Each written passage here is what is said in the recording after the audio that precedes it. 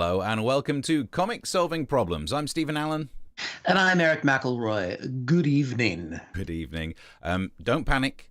This is pre-recorded, but of course we can still see your comments coming through. Hello, hi, nice, hello. Hello. So during the show, you can spread the link, which is, so look, how do we get the, here we are. You can go to the YouTube, do some chat in there, and there is a chance I'll be taking part in the chat later, actually. Oh, yeah, I might be able to chat a little. I can reach in there and try and connect with the old chat. So it is live. It is happening. We are happening. Right now, yeah. Right now, but not, then later we're happening as well, I hope. But not here. What we've realized is that if we pre-record the show and then watch it, we can drastically increase viewing figures.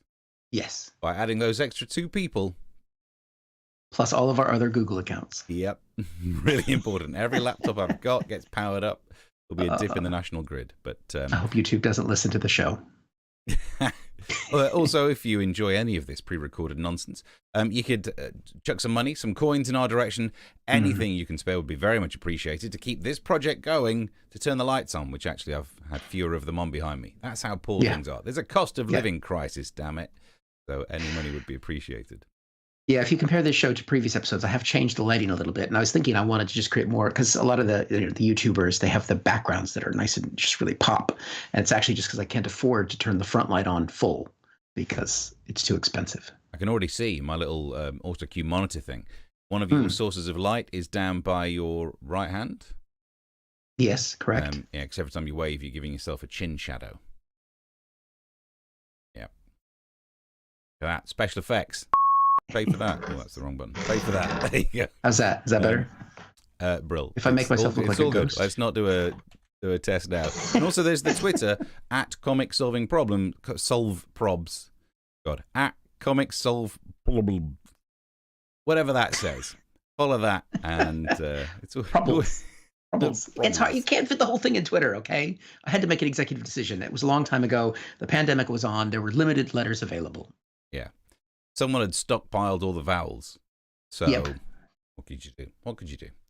So yeah, you can get involved there, get involved there, get involved there. Would be very much appreciated. So, Mr. Eric McElroy, have you been just generally keeping up with the news? What are we going to dive into today and solve? Yeah, so obviously the purpose of the show is for us to solve problems. And one of the biggest problems that we've had facing us is Ukraine, which I'd say, I think we bear some responsibility for the COVID outbreak, but not the war in Russia. Yeah. I mean, we've both spread a little bit of COVID in our time. We've participated. I mean, we had it, and then we probably passed it on. There's a good chance. I don't know, because you know how near to people I like to get. I think there is a strong chance. Okay. We all know I caught it from the other half because she goes near people. She likes people. Yes, but she would have been immune to it when I had it, so I couldn't have spread it back to her. And also, I don't like people. So I think I might have spread it to no one. All right. You might be the patient zero in that you have zero actual human contact with other people outside of your own home. But the Ukraine crisis has happened in the meantime. There's obviously been a lot of refugees, and there's been a lot of coverage about the fact that the UK hasn't been quite as welcoming to foreigners. Tell me about it. But when I came here, no one offered me their house. I had to live with a bunch of Swedish women. I lived with 5 Swedish women. Anyway. It was tough times. But so obviously the UK, the way they've decided to work this is if someone offers their home up, and then that person who's a refugee can fill out about 17 forms in triplicate and manages to slip Priti Patel a $5, then they can get in the country. But you have to connect the home with getting past this ridiculously burdensome process for people who are fleeing a war. And what we've seen here is one person did make it through, and they kind of won the jackpot, which I think we have the headline here. We fled our home in Kyiv and landed in a billionaire's mansion. So Ukrainian mother with her child ended up in the tycoon John Caldwell. I think he made his money on phones for you or something like that. He's like 70 something. The woman on his left that's his child. So he's got like a 70. Yeah, they kind of look alike there. They got the same hair. So that's his current family, and then next to him is his new family, his new wife. But he applied for the scheme, and that's where she's ended up, living with a billionaire's house, 28 acres. Now, it's very generous that he's done that, but I can't help but think he could probably take a few more Ukrainian refugees than just the one. I mean, she was looking around and be like, hello. So, I mean, it's nice that he's done it. It's a good role model. I know when I become a billionaire, when I have 28 acres, I'll take some refugees. Sure. Just give me the mansion and the billions of dollars first. I just require that. That I could apply for this scheme, and then the gap that I leave could be filled by a Ukrainian refugee. So you end up at his house, and then someone ends up in your house. Yeah. Yeah, pay it downwards. I'm sure that's possible. I mean, I guess it's lucky. I don't know, because you feel bad that she's having to leave the refugee crisis, but I mean, it's a good PR story in a way because they've done a few photo shoots, so clearly he's milking this. And he's nice. I'm not taking it away from that. I'm sure he's quite litigious as well. Well done, you. But I don't know. It makes me feel good, but also kind of icky. Icky because he's it just shows really attractive one. Because there is that news story about how dodgy, they've had to veto some people who are dodgily being like, oh, I'm going to offer my home to an attractive single Ukrainian lady. Not that I'm saying he sounds like that. Yeah, I saw you when you were courting your missus. That's exactly how you talk to her. But yeah, I mean, obviously, yes, because he could house so many more people, and there's so many more places that we could be taking in the UK, but we're not because we're led by a racist government, in my view, or in this case, xenophobic. I want to make sure you get that right. There'll be some pedant out there I think you'll find we're not racist against the Ukrainians. They look like us. That's what racists sound like. All right, I think you'll find. Our impressions are on peak, on fleek, or whatever they say today, aren't they? My impression. They are. They are on fleek. Definitely. So I don't know. I mean, are you offering a room in your home for a Ukrainian? We've not done because we don't have any rooms. It was our fault we've in many ways taken in a different kind of refugee. Yeah. A 2-month-old child. He's ours. Oh, from Ukraine. Oh. From your womb. And you're my womb.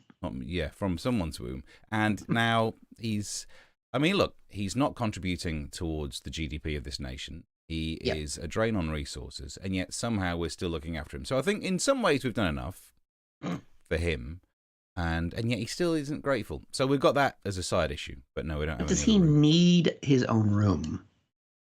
Turns out he's got more clothes than I do in that wardrobe. So yeah.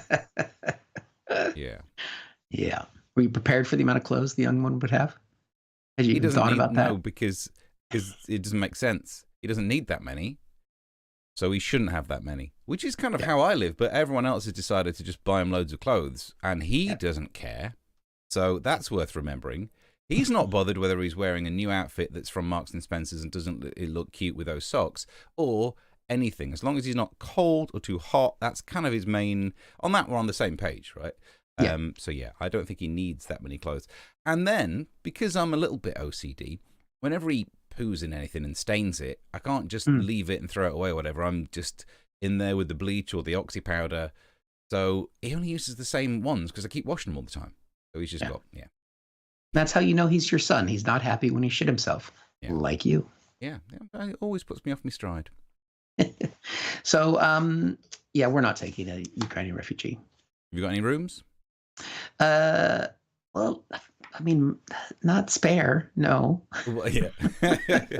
Yeah. I mean, we've got the shed, but I don't think I could offer up a shed with him. To be fair, in our old house, we could have actually done it, and we would have thought about doing it. But in this house, the configuration is not currently there. And this dude's got 28 fucking acres. Yeah. I'm going to sign up and just put his address down as mine. And then, surprise! So that's happening. The other thing that's kind of linked to the Russia story is a deep tragedy for the Russian people. We can't think about them in this crisis enough. I mean, we probably shouldn't think about them at all. But this headline broke through the other day. McDonald's is going to leave Russia after 30 years. Now, this is significant, Steve, and you might think this is kind of a stupid story. Why do we care that McDonald's is in Russia? Why do we care that McDonald's is leaving Russia? And the thing is, the symbolism of McDonald's coming into the then USSR just at the collapse of it, and it was bringing that shining light of American optimism, American hope, American. It's basically one of our strategies to bring down other countries. is to get everyone as obese as we are, and then they can't fight us anymore. If people are saying that Russia's army hasn't done well in Ukraine because of corruption and because of years of stealing money to put into yachts, no, it's because they've been eating McDonald's for the last 30 years and they're too fucking fat to fight.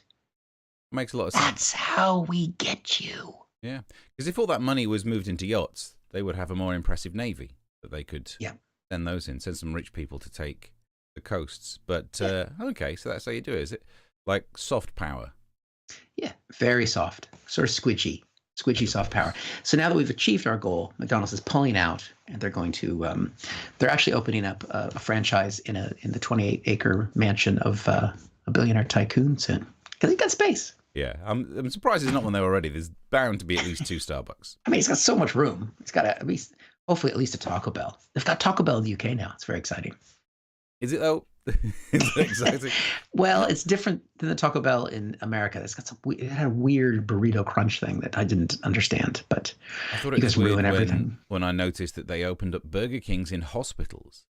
What an odd place for a concession there, that you could go from having your bariatric surgery into having a massive Whopper straight away. Yeah. I mean, I went into hospital to get a big Whopper and something surgery joke. We have less time to write pre-prepared material, and that's why we're doing these shows.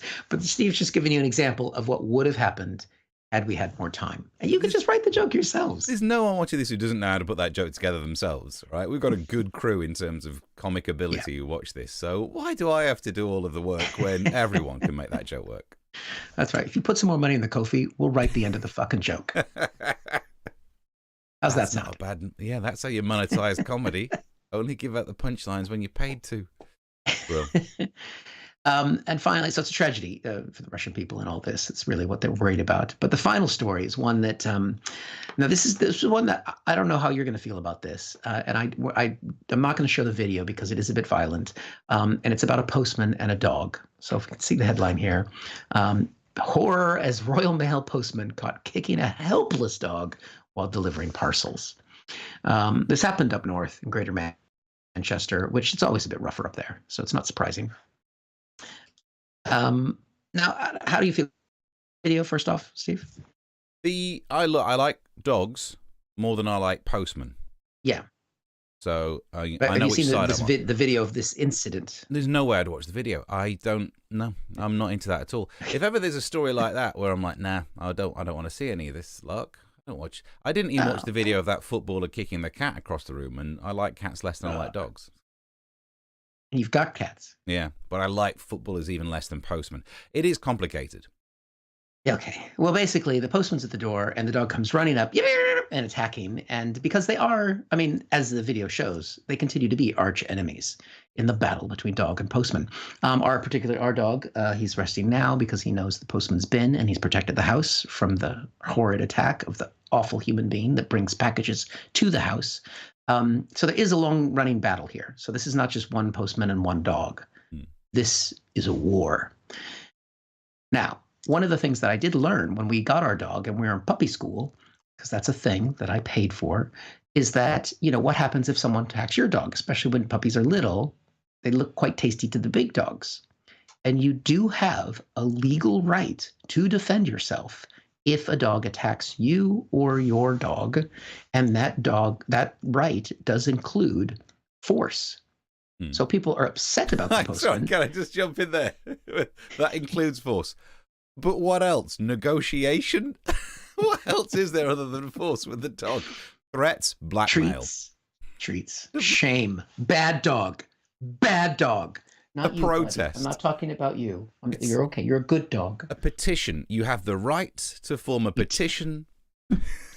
You tear down the fire hydrant so the dog can't wee on it anymore like a statue. So the dog started it. The dog ran up to the postman, you don't know. I mean, it did look like a little chihuahua or something, and he did boot it pretty good. But he was within his legal right, and he should maintain his job. And the moral of the story is, don't go to the north of England. Oh, on that we're agreed. Yeah. The reason I moved. So, I mean, it's awful. It's not nice to see a dog hurt, of course, but he did actually have a legal right to kick it. But isn't there a reasonable force element to it? Because it doesn't you sound know. like it was that much of an attack, and he's gone in hard. Well, my dog lunges at anyone wearing a high-vis jacket because the postman is bad, but what he really hates is the Sainsbury's delivery man, which I don't understand because that's the dude with the food. But if he sees the Sainsbury's van, he starts barking. Was he scared by the Gilets jaunes people? Is that what he's worried about? It's more about, is it some sort of French? He prefers Waitrose, to be honest. Yeah. Oh, it's understandable. Okay. The Ocado van is fine. But so, I mean, it's tricky, but this is where I kind of feel good about this because I can defend sort of that right-wing viewpoint. Like, oh, all those namby-pamby woke people feel bad for the dog. I'm like, kick it. Kick the dog. You're getting too into this being on right-wing media, like, aren't you? I want to make a little more. I figure why not? I'm just going to embrace it. Kick the dogs. Lured by the dark side. Yep. You were meant to stand against the mannequin, not join them. So yeah, no, I'm not in favour of that at all. So you can keep, by the way, I can't bring up the screens yet, but keep the tweets and the donations and the stuff. The comments will be in the comment section. Oh yeah, that's a good comment actually, Mark. That's a good one. Haha. Good one. Thanks, Britt. I agree. Well, now I'm worried, actually. Now, let's not start that as a precedent, because now they know they can say anything, and there's a chance I'll say I agree. Yeah. We'll get cancelled. Oh, definitely. Yeah, and then you'll really be into that right-wing media. Speaking of which, we should mention that mid-show. If you'd like to see us performing with definitely more expensive cameras, you can watch Ministry of Offence that we were on. It went out on Saturday. It's available on YouTube. Search for Ministry of Offence. Episode 6. That's the one, isn't it? What's the most recent episode? Yeah, but remember... Unless you're watching this after the next episode. Exactly, yeah. Then it's going to be the previous one. Yeah. Or the one before that. Or whichever comes or first. Or the one before that. So let's go through a couple of more newspaper stories to deal with. This special police constables could be allowed to use tasers under new anti-crime measures. I worry that this will be attracting the wrong people, because for proper police, you've got more the paperwork to fill in and more tests to make sure that they're okay. But if you just want to like rock up and volunteer and I get to taser people, that's a really bad incentive. Although I've realised we don't need to worry, because due to the cost of electricity, they can't afford to charge them anymore. So maybe we just don't worry about that one too much. On that issue of the price of things and whatnot, there's the front page of the Star. This is the advice from Rachel McLean. So previously on the show, we've had George Eustace saying, if you can't afford things, buy cheaper things. Genius. Then we didn't get to cover Lee Anderson saying, if you can't afford food, probably because you can't cook. And he's the MP for Ashfield, which is where I'm from, Sutton in Ashfield. I always say Mansfield because it's the nearest big town, but technically in terms of like parliamentary seats, Ashfield, that's where I grew up. And the fact that he is saying that the people of Ashfield can't cook is offensive. I mean, I can't, but still, it's rude. So, and then there's this Rachel McLean saying, if you don't have enough money, why don't you get more money? And these really are top ideas. Where would we be without this level of genius being spewed into the country? It's quite a government. Because up until now, I was thinking, should I get a job that pays more? Nah, I'm going to keep my powder dry. Why not wait? Because getting a job that pays more now is exactly what they expect me to do. So instead, I'll wait until there's a cost of living crisis, and then I'll get a different job that pays more, so I really don't feel the benefit. That's how I'd like to live my life. Why earn more before when I could save or buy nicer things? No. So thank you, Rachel, for that. I mean, my predictions for other advice will be, give it a couple of weeks, some Tory MP will say, why don't you just buy less of stuff? Nice. There might also be the advice of, if you'd like to avoid the cost of living crisis, die younger. Less living, less cost of living. Yep. So, I mean, we're joking now, but the next time we do one of these shows and I have to lift a quote from the Times with someone actually saying that, it's true. But yeah, the cost of living crisis. Has it hit you yet? Probably. I mean, I just, me, the way that I spend money, I still have all my credit cards from America. So just charge it. I have no pension. I have debt. I'll pass it on to the dog. Fair enough. Don't mind. Yeah, that's. Keep watching every week to see how that turns out. Can't wait.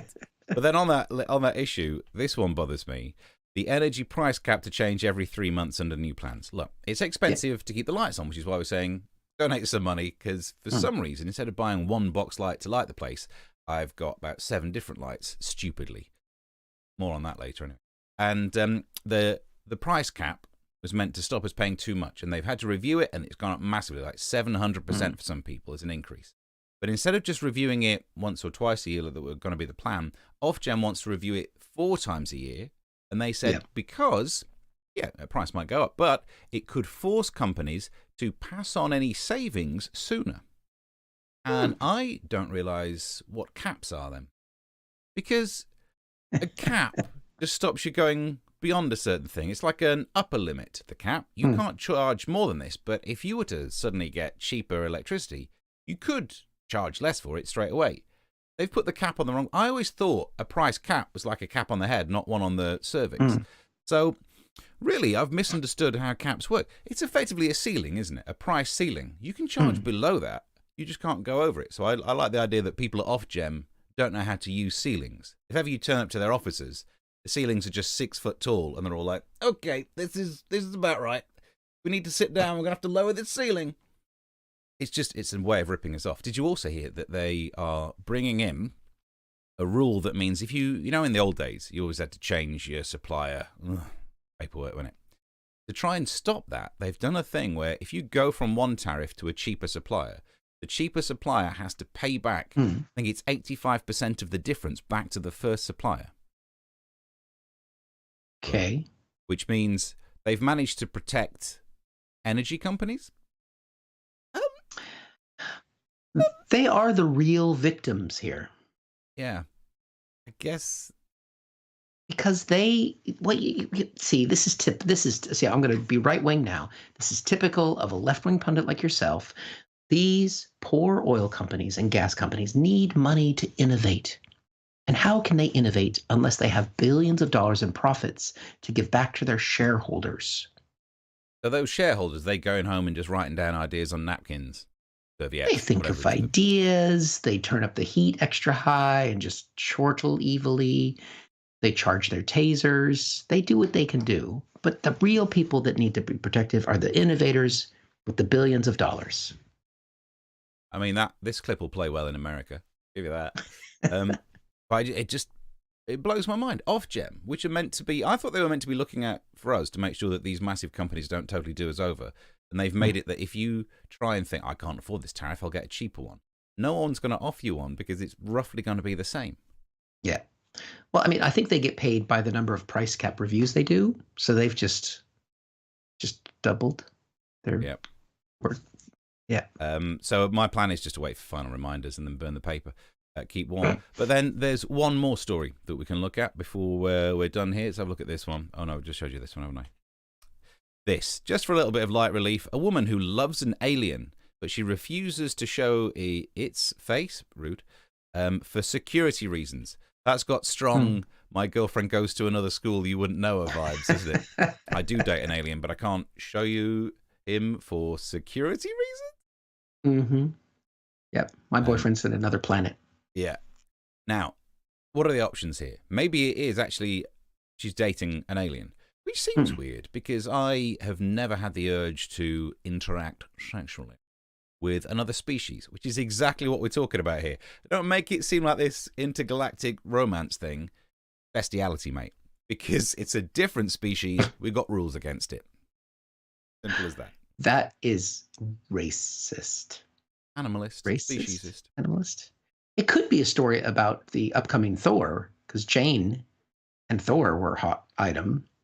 And yep, bestiality. Yeah. No, but he's a god. That's different. Nope. Different species, same rule. Right? Just because you can shave an ape doesn't mean you can suddenly. He's a celeb. Oh. That's not beast.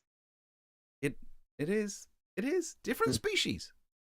Different species, same rules. Or the more common, the more likely outcome is some guy's been pretending he's an alien to get some. Yep. We can all agree. That's what that is. Yeah, was his name Mork? Yeah, and he's like, "Oh no, you can't show people my face due to Area 1 security reasons." Mrs. will recognize. He doesn't want people finding. I would imagine he's got a few misses along the way. Yeah. Which actually, if he's finding them by abducting them, we've got a different story, and maybe we shouldn't make light of it. We'll look more into that. But I think we're across all the important news. I think we've managed to do it. I think those are definitely the most important news stories. Absolutely, especially that last one there. That was crucial. Crucial that we covered that, and I think solve it, really. Yeah, I mean, if she watches this, it's a long shot, but it solves it, because she'll be like, "Oh, can I just check? Are you a human?" And he'll be like, "Oh, you got me," and we've made her life better. Yeah, but in Guardians of the Galaxy 2, the alien represented himself as a human, but he was actually a celestial being. Still wrong. Different species. It doesn't feel like it's that much of a tricky rule. Sex with other species, wrong. I don't know. I'll ask my dog. Oh, God. No, because he was eyeing the cat the other day. I wasn't talking about me, and he was looking for a little. Because it really came across as you were going to ask the dog, "Hey, baby, want some Barry White?" Yeah. Does Buddy want a treat? Give a dog a bone, know what I'm saying? Open the treats. No, so you actually were treat. That's even worse. If treat was a euphemism for dodgy, sexy stuff, bad enough. But actually incentivizing that with treat, oh God. It's a Pavlovian response. Right, we better go. Been told by the producer that we're in trouble. We don't even have a producer. Yeah, we're running out of time, so go check out the previous show that Steve and I did, Ministry of Offense. Check out new episodes of Ministry of Offense, which will have Steve, but not me. And otherwise, check us out doing gigs and things. And I think go to the YouTube channel, go to Ko-fi. That's pretty much it, I think. I've got I can bring us back to the main page to give us some of these. Also, there's the podcast of the Time FM show that I keep doing. Right. There's some weird stuff that happens in there. Have a listen to those. But other than that, I think we're up to date. Thank you very, very much for watching. Till next time, bye. Or whatever comes sooner. Bye. Thank you for watching this from Comic Solving Problems. And if you feel like it, go ahead and like the video. Or subscribe. Commitment.